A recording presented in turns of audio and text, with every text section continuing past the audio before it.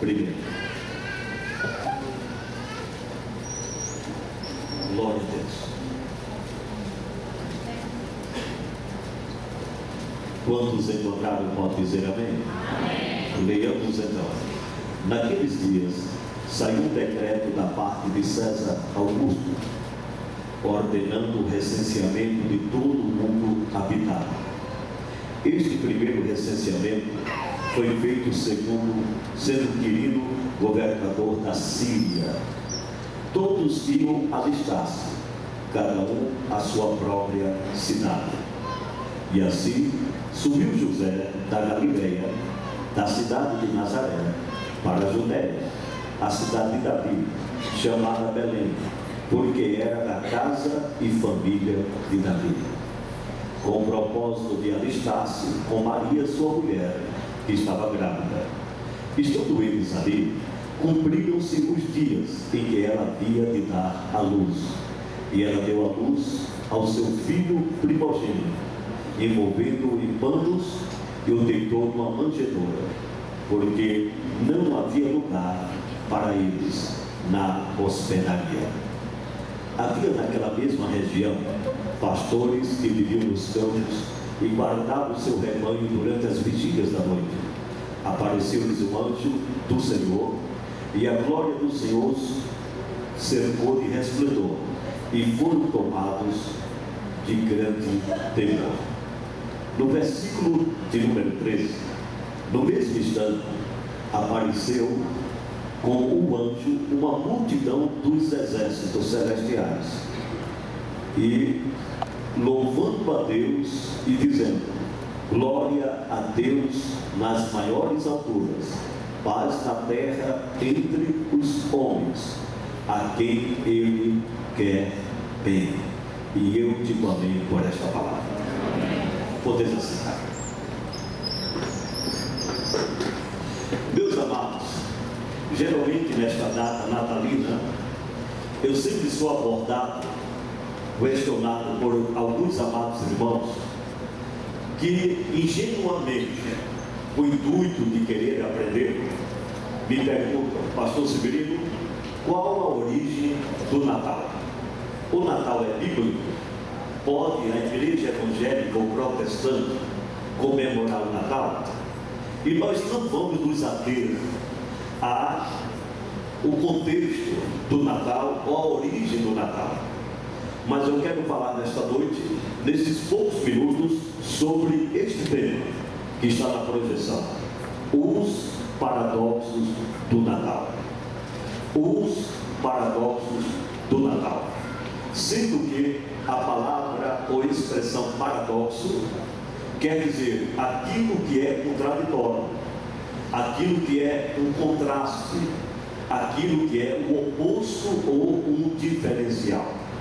E baseado na conjuntura tradicional do costume de final de ano, do mês de dezembro, em todo o mundo, eu quero vos falar sobre este tema: os paradoxos do Natal.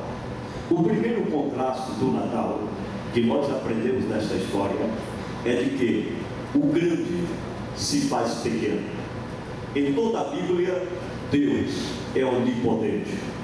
Em toda a Bíblia, Deus é apresentado como todo-poderoso. Foi esta descrição que ele deu a aparecer quando apareceu ao seu servo Abraão. Ele disse a Abraão: anda na minha presença e ser perfeito, porque eu sou Deus, o Todo-Poderoso. Ele é soberano em cima do céu e sobre a face da terra também. Ele é o único que, quando bate no peito, ele pode declarar: eu sou o Senhor Jeová. Antes de mim nenhum se formou, e além de mim outro não haverá. Ele manda e não é mandado, ensina e não é ensinado, dirige e não é dirigido, impulsiona e não é impulsionado. Ele faz e ninguém desfaz, ele diz e ninguém contradiz, ele fala e ninguém o faz calar, porque ele é Jeová, o Rei de toda a glória. Deus é todo poderoso. Deus é o maior ser da história da criação e de toda a humanidade. Mas no Natal acontece o primeiro paradoxo. O grande se torna pequeno. O Deus se faz bebê. O Deus inacessível, cujo trono está acima das estrelas, e Ele habita acima do céu, e é o Rei da Glória. Encarna no corpo de uma criança e se reveste da nobreza, da simplicidade e da maior humildade. Este é o primeiro paradoxo. Um Deus que não ostentou da prerrogativa de ser Deus, mas se reveste de um corpo de uma criança para satisfazer as exigências da eternidade e da salvação. Ter um corpo humano e um sangue para ser derramado posteriormente numa cruz, para ter uma igreja tão linda como esta, no recanto do estado de Goiás, divisa com Brasília, de corações efervescentes, cheios e salvos do Espírito Santo, para o louvor e a glória dele. Primeiro paradoxo que eu encontro no Natal é que o grande se torna pequeno. É que o Deus encarna no corpo de um bebê e se faz homem. O segundo paradoxo que eu encontro nesta história é a sua mudança de endereço.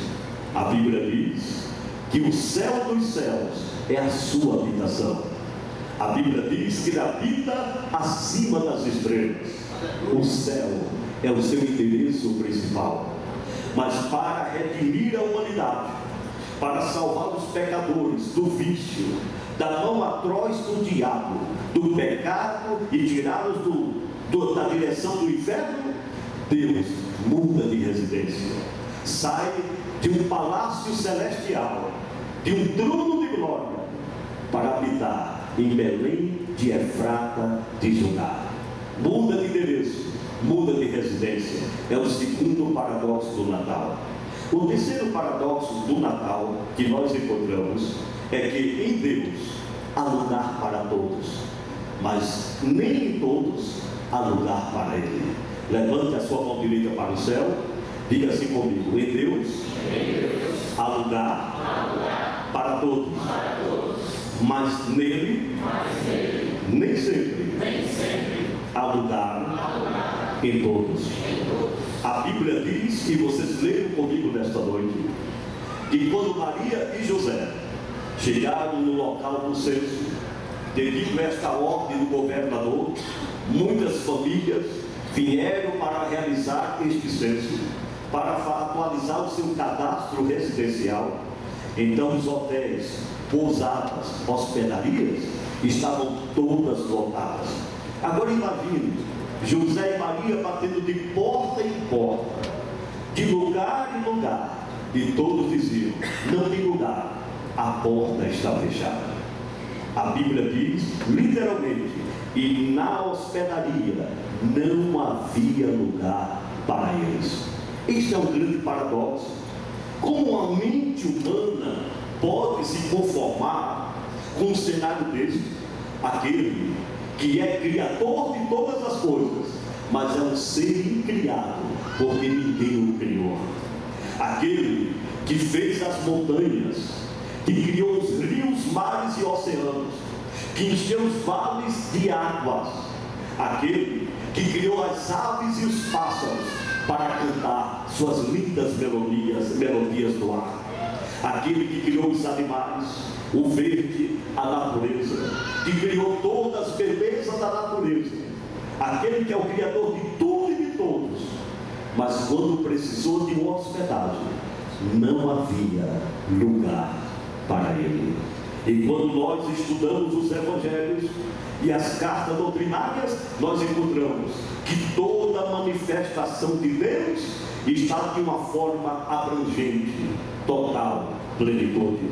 Toda vez que você encontra a palavra graça de Deus, amor de Deus, favor de Deus, riqueza de Deus, benefício de Deus, não é de uma forma limitada, de uma forma condicional, mas é de uma maneira derramada, abundante, totalmente abrangente, porque em Deus há lugar para todos. Por isso que o Senhor Jesus Cristo, dando o maior exemplo da abrangência do coração do Pai, Jesus traz o texto áureo da Bíblia Sagrada, João 3,16, dizendo: porque Deus amou o mundo de tal maneira que entregou o seu Filho unigênito, para que meia dúzia daqueles que nele crê seja salvo. Meia dúzia? 2 dúzias? 100 pessoas? Todo aquele que nele crê seja salvo. Paulo, compreendendo esta realidade, escreve aos Romanos dizendo: porque ele é rico para com todos, tanto para os judeus, tanto para os gentios. O mesmo Paulo, falando da totalidade, da plenitude, da abrangência do amor de Deus, que nele é lugar para todos, São Paulo disse a Tito, capítulo 2, versículo 11: a graça de Deus se há manifestada, trazendo salvação para todos os homens. Então, em Deus há lugar para todos, mas nem todos há lugar para Ele.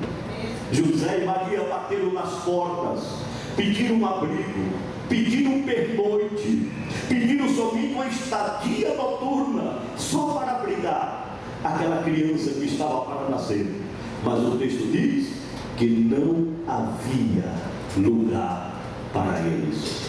E este paradoxo do Natal, senhores, é o retrato dos dias em que nós estamos vivendo.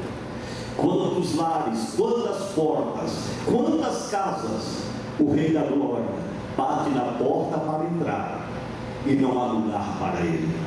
Há lugar para drogas, há lugar para o alcoolismo, há lugar para a degradação moral, há lugar para as músicas profanas, há lugar para a sexualidade ilícita, há lugar para o vício e para o pecado, há lugar para tudo, mas para ele não há lugar.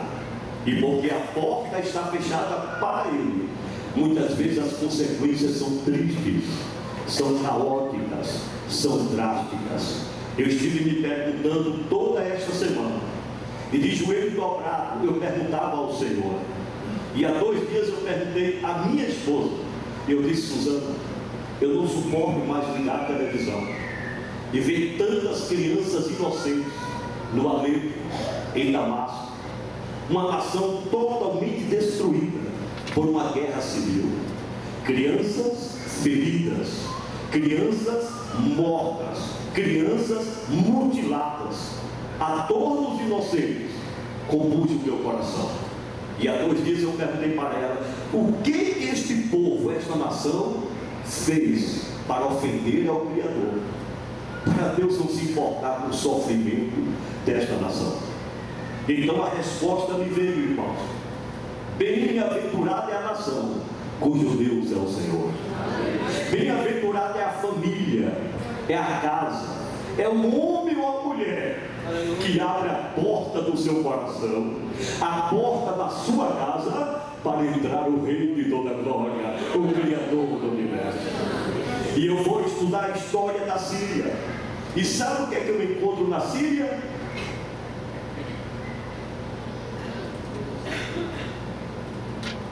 A dor dos inocentes. O que era a Síria? Semelhante à antiga Babilônia, semelhante ao Iraque de hoje, a antiga Babilônia, o Irã, que antigamente era a Pérsia. A Síria era uma das mais antigas civilizações da história da humanidade. E foi na capital da Síria que um homem chamado Saulo de Tarso teve um encontro com o Senhor Jesus. Foi esta cidade chamada Damasco, que propriamente no Oriente, indo para o Ocidente, se torna como que o berço do Evangelho para o pregador dos gentios, que se transforma em Paulo, o missionário dos gentios. Foi esta nação chamada Síria que abriga o maior número de cristãos há milhares de anos atrás. O cristianismo predominava dentro dessa nação, de tal maneira que em Damasco está o mausoléu, o sepulcro do profeta João Batista, porque dizem que ali está a cabeça de João Batista. Foi aqui na Síria e em Damasco que o Evangelho foi entronizado. e milhares de cristãos glorificavam o santo nome do Senhor. Mas no ano 632 da era cristã, com a islamização do mundo árabe, que chegou na Turquia, em Istambul, conhecida antigamente como Constantinopla, eles evangelizaram toda esta região da Síria, e esta nação que um dia conheceu o Cristo do Natal, o Rei e o Criador da humanidade, se torna totalmente muçulmana, se torna islã, e começa agora a depreciar o Evangelho, perseguir os missionários, perseguir os cristãos, porque aqui neste país está o rumo de uma nação conduzida por xiitas e outra ramificação do islamismo, que é o oposto dos suítas, chamado de sunitas. E é por isso, meus amados irmãos, que eles fecham a porta para que Cristo reinasse nesta nação, para que o Evangelho tivesse luz nesta nação para todos os povos. E começa agora a proliferar a mensagem de Maomé, a mensagem do islamismo. Foi aqui em Damasco que nasce a primeira e maior mesquita oriental do mundo, depois de Medina, lá em Meca, na Arábia Saudita. Foi aqui em Damasco que o Evangelho é expulso de dentro de casa e passa a reinar a mensagem de Maomé. E nesse conflito religioso e político entre xiitas e sunitas, há uma guerra civil. E nesta guerra civil termina neste quadro: Damasco totalmente destruída, a nação totalmente jogada por terra, crianças inocentes perdendo seus pais, perdendo os membros dos seus corpos, totalmente destruídos por causa da intolerância religiosa, da obscuridade espiritual, porque um dia fecharam a porta e não deixaram o Cristo do Natal predominar dentro deste lugar. Foi aqui em Damasco, capital da Síria, que hoje aqui está o resultado da linda Damasco. Olha o resultado: toda uma nação destruída, todo um país jogado por terra. Se você pegar um avião hoje e chegar em Damasco, você vai encontrar toda a nação, toda a capital por terra, resto de construções. Porque a Bíblia diz: bem-aventurada é a nação cujo Deus é o Senhor.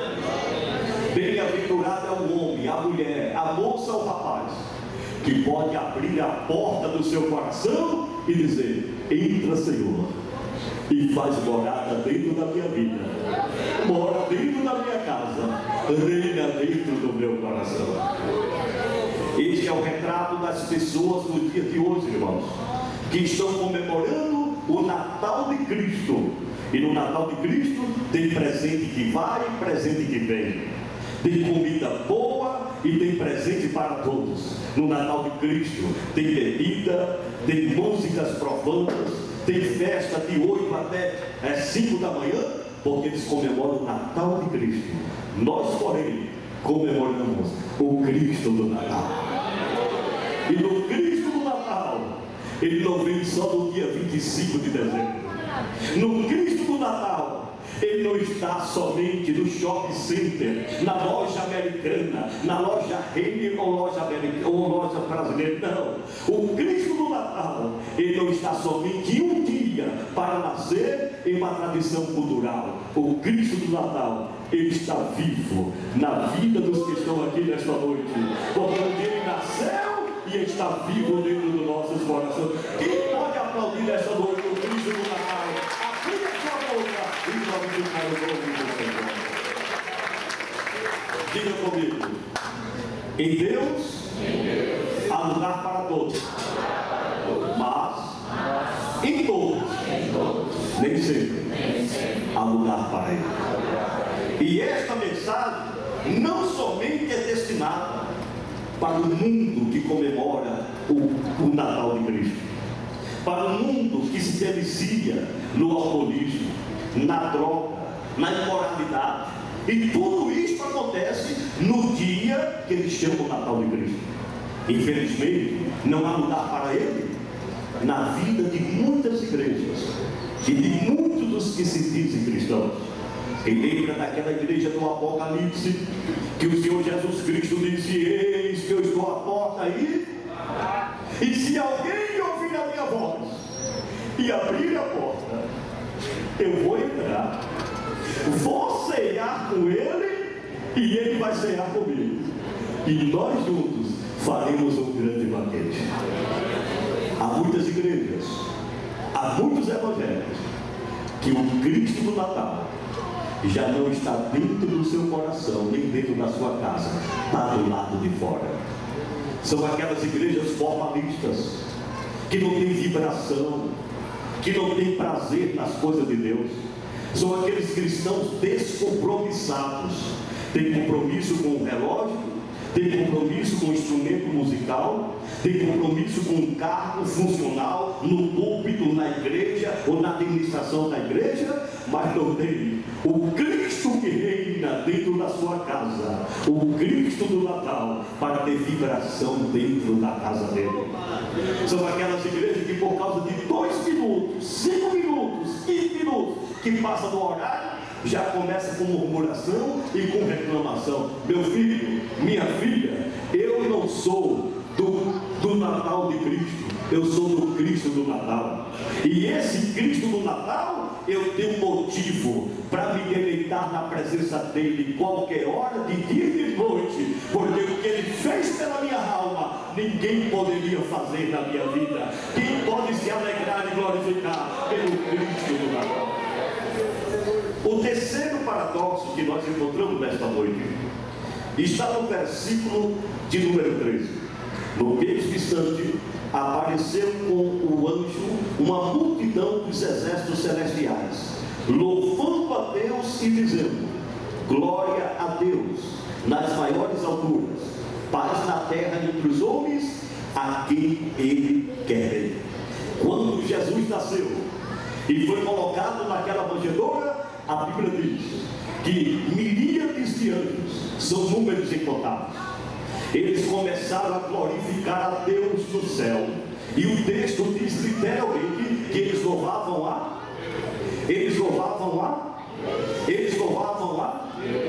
Senhores, isto é muito forte. Aqui está o quarto paradoxo. O quarto paradoxo do Natal é que o gênero musical, ele só é verdadeiro louvor se ele é destinado ao Deus dos céus. Hoje as músicas são profanas, são sensualistas, são imorais, louvam o corpo e a sensualidade do homem e de uma mulher. As músicas de hoje são de duplo sentido. As músicas não glorificam a Deus, mas afastam a criatura da presença do seu Criador. Senhoras e senhores, o gênero musical é muito forte. Vocês podem ter uma ideia, esta criancinha que está sentada ali, que mal sabe falar papai e mamãe, nem aprendeu a falar direito, mas se você tocar uma música, no tipo de um samba, uma música bem rítmica, eles começam a balançar o corpo, sem ninguém orientar, sem ninguém ensinar e sem ninguém mandar. Quem já percebeu isso? Porque o gênero musical é muito forte, e o gênero musical, ele teve origem no céu. Duas correntes teológicas, tanto em Isaías como em Ezequiel, nos dão clareza e propriedade para declarar que Lúcifer, o anjo de luz, o querubim escolhido que Deus separou para si, para guardar o seu santuário, e que um lugar de destaque entre todos os anjos e seres celestiais, ele tinha uma influência com a música celestial. Tanto é que no livro de Isaías, Deus falou na boca do profeta e disse assim: ó querubim ungido, que eras formoso à tua vista, e andavas em pedras afogueadas, no dia que tu foste criado, foram preparados para ti também toda sorte de instrumento musical, o alaúde, a guitarra, a cítara, a flauta. Então veja que Lúcifer, ele tinha uma relação com o gênero musical. Alguns pensadores, estudiosos de teologia, chegam a declarar que Lúcifer Ele era o regente do coro celestial, por causa dessas duas expressões, de Ezequiel e de Isaías. Mas quando ele foi expulso do céu, ele veio para as profundezas da terra, traz consigo um gênero musical pervertido, modificado, e ele, como maestro e sabedor de toda a força musical, ele usa a música desde os tempos primórdios para afastar a criatura do seu Criador. Tanto é, senhoras e senhores, que em Daniel capítulo 2 está escrito que Nabucodonosor mandou levantar uma imagem de esculturas. Número 1, 60 côvados de altura. Número 2, 6 côvados de largura. 60 com 6, teremos 66. Com mais 6 de Nabucodonosor, teremos 666. E esta imagem de escultura de ouro foi colocada no campo de Dura. Quem era Dura? Era a principal província da Babilônia, que tinha o formato geográfico de um círculo, de uma bola. E agora presta atenção: 666, no centro da Babilônia, no meio de uma região circular, era o centro das atenções, era o centro da admiração, porque Satanás sempre gostou de chamar atenção e de ser admirado. Sim ou não? E olha a ordem de Nabucodonosor: todos os residentes naturais da Babilônia, todos os estrangeiros que são imigrantes da Babilônia, quando ouvir os instrumentos e toda sorte de música, vocês devem se prostrar e adorar minha imagem de ouro, a imagem de escultura.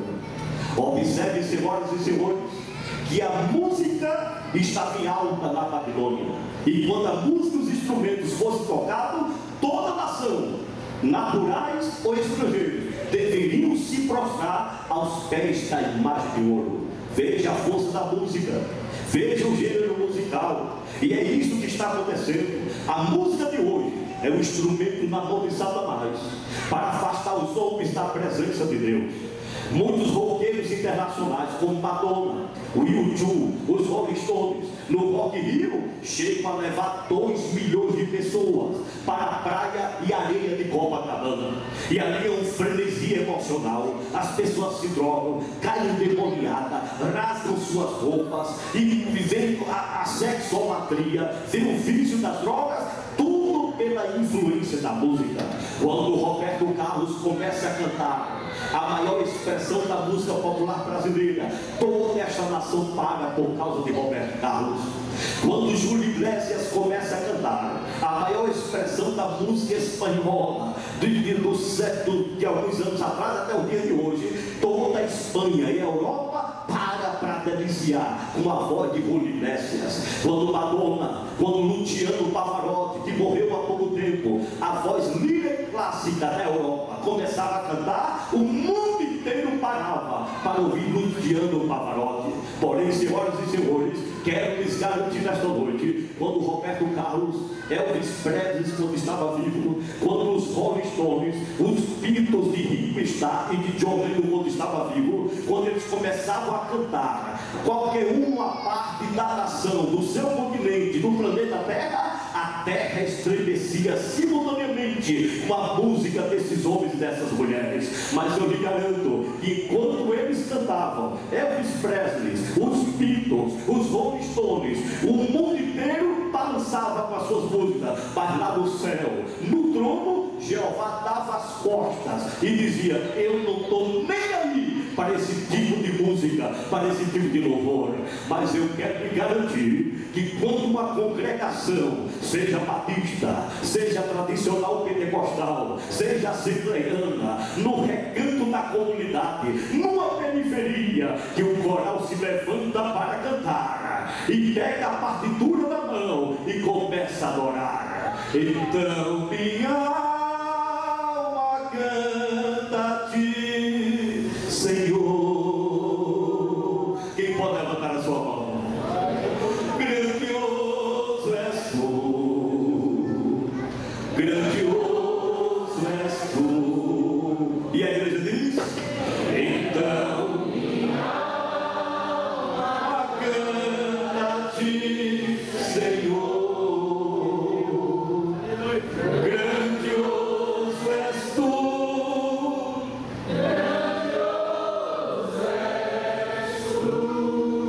ser uma grande catedral, pode ser um barraco de tábua na beira da favela, mas quando o louvor é para o Criador, Jeová se levanta do trono, seu coração se abre e ele diz: isso eu quero ouvir, isso eu gosto de ouvir, isso eu posso ouvir. E a glória desce, e Jesus salva, Jesus liberta, Jesus cura, Jesus batiza, porque o verdadeiro louvor é para Deus. O Natal de Cristo, o louvor é para Deus. Quem está entendendo essa palavra?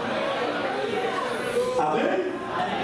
Quando Jesus nasceu, eles não cantavam lepo-lepo. Quando Jesus nasceu, o anjo não cantou a dança da boca da garrafa, nem segurou o tchan. Quando Jesus nasceu, não cantaram rock, nem funk, nem pagode. Mas o texto diz que os anjos louvavam ao Deus que está no céu. Quem quer comemorar o Cristo do Natal, canta somente para o Deus que está no céu, que glorifica o nome de Jesus. O quarto paradoxo do Natal é que eles deram, abra sua Bíblia em Mateus, capítulo 1 e versículo de número 2.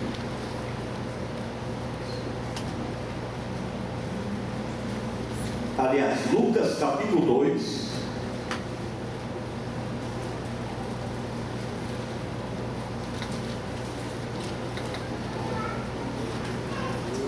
e versículo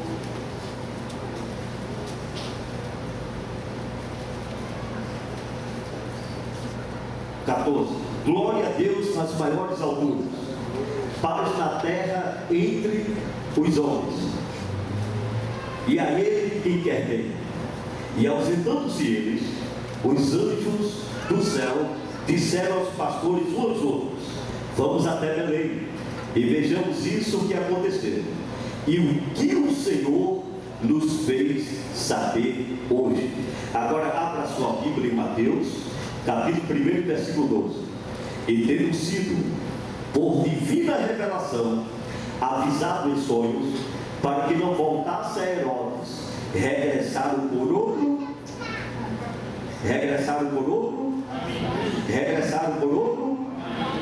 Olha aqui para mim que eu estou terminando. Quem comemora o Natal de Cristo, aí passa a noite todo dia comendo rabanete, como eu comi ontem, comida gostosa, bacalhau. Falar em comida que o povo até se alegra. Tem gente que deu até glória a Deus. Eita, povo, para gostar de comida, viu? O Natal de Cristo é isso. É rabanete, é presente. É rabanete. Como é o nome? É isso aí mesmo. Você vê que eu não tenho costume com essas coisas. Aí, veja só, é o Natal de Cristo. Aí olha só, com muito respeito, o Natal de Cristo o que é para a sociedade? É comida, é bebida, é cachaça, é dançar a noite inteira. É verdade ou não é? Quando termina o Natal de Cristo, o que é que acontece? Voltam para suas casas pelo mesmo, a vida continua na cachaça, continua na droga, continua no vício, continua na degradação moral. Por quê? Porque é o Natal de Cristo. Mas quem comemora o Cristo do Natal, a Bíblia diz que eles voltam por outro, porque o Natal de Cristo é uma tradição cultural, mas o Cristo do Natal é o poder transformador da presença de Deus na vida do homem, na vida de uma mulher, que entroniza-se no seu coração e o leva para dentro da sua casa. Fique em pé nesta noite e vamos glorificar o nome do Senhor. Em Deus não havia lugar para Ele, para todos. Em Deus há lugar para todos, mas nem todos há lugar para Ele. E eu pergunto aqui nesta noite: quantos aqui querem dar lugar para o Cristo do Natal? Quantos aqui têm prazer de ter conhecido verdadeiro Cristo do Natal. O Cristo libertador. O Cristo transformador. Na estalagem, diga-se comigo, na estalagem não havia lugar para ele. Mas teve um homem em cima da figueira que ele passava e disse assim: Zaqueu, desce depressa, porque hoje eu quero entrar na tua casa. Quem foi este homem? Quem foi este homem? Eu não sei se aqui em Valparaíso, pastor Alfredo, é prefeito ou é prefeita? Prefeito? Quantos aqui não se sentem honrados? O prefeito é meu amigo, o vereador é meu amigo, o senador fulano de tal é meu amigo, jogador fulano de tal é meu amigo, e vai hoje na minha casa. É assim ou não é?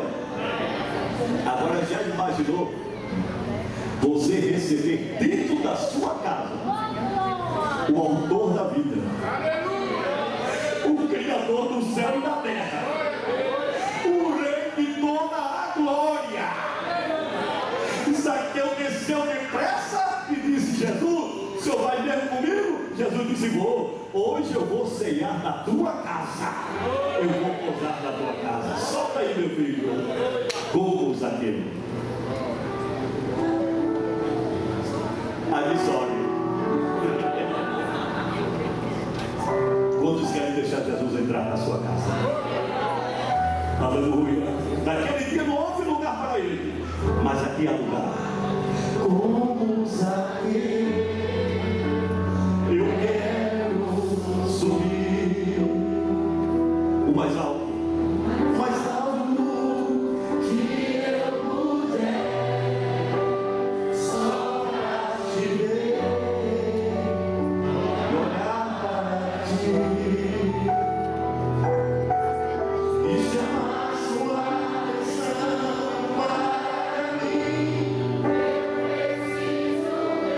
Oh,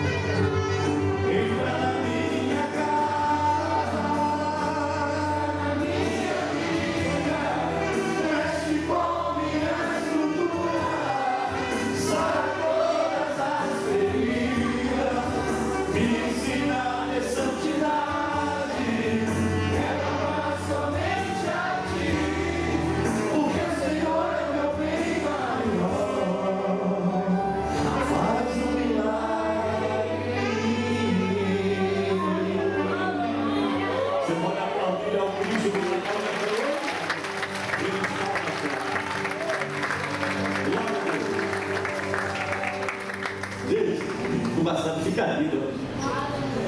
Irmãos, uma coisa gostosa dessa, falta 2 minutos para 9. Eu não tenho nem como ficar com raiva se passar mais 2 minutos. Eu não tenho compromisso com o Fantástico, nem com a Globo, nem com ninguém. Eu quero estar na presença do meu filho. Vocês querem adorar a Deus com o que as crianças vão apresentar aqui, amém? Amém?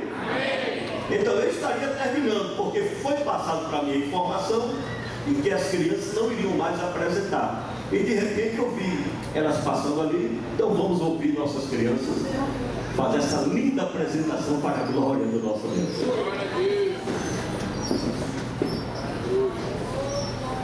Os obreiros podem subir.